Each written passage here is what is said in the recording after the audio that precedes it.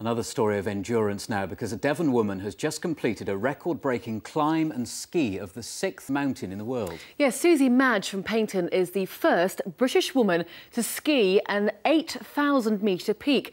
Cho Oyu in Tibet is just 600 metres lower than Mount Everest, and she did it whilst battling 100-mile-per-hour winds.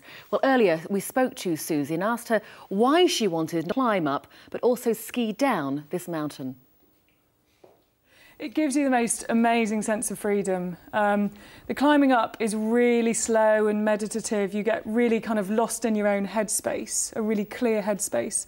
Quite often when you're on a high mountain like that, all you can see is white snow. You can hear is your own breathing for hours and hours. So there's a real sense of kind of mental and spiritual freedom from it. And then the skiing down is just incredibly exhilarating and brilliant fun. And what were conditions like on the mountain? Because I would imagine at that height it must have been pretty rough at times. It was unbelievably windy. You time these mountains, you go at a specific time when it's supposed to be the best weather. And on this mountain, Cho Oyu, it was just incredibly windy. One night we had 100-mile-an-hour winds, and at 4 in the morning I could hear tents flying off. So I knew that half the people had lost their tents, so they were just kind of outside trying to survive. And I had to think of a really strategic way. I had this kind of crystal clarity of how I was going to get myself and my kit out while staying alive in these 100-mile-an-hour winds. And it was this baby here that saved my life, because I unzipped my tent in the end, the tent's lifting up and down, terrible flapping. I unzipped the tent, got my kit out, banged the kit into the snow with this so it wouldn't go away, because if I'd lost my kit, that would have been the end of my mountain. Yeah. And then I snaked out on my belly, and this top half of me was out of the tent. My legs and my bottom half were still in, and then the tent just ripped from underneath my legs, and I was just holding on with this. It sounds like an amazing adventure, almost like a feature film, doesn't it?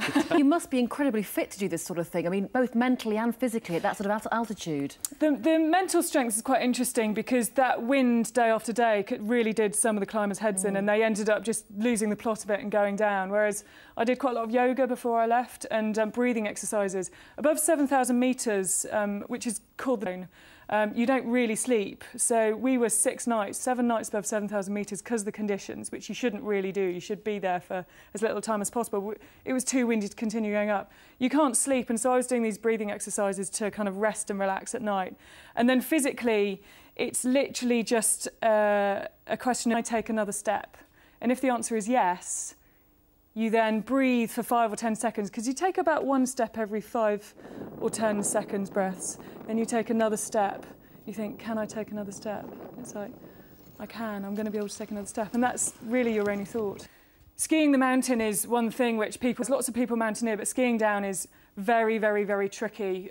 I think 6 or 7 people have skied the mountain I've just done. I'm the first British woman to do this mountain, and people just get so exhausted on the way up. They don't have the energy to ski down, or even to put their skis on at the top.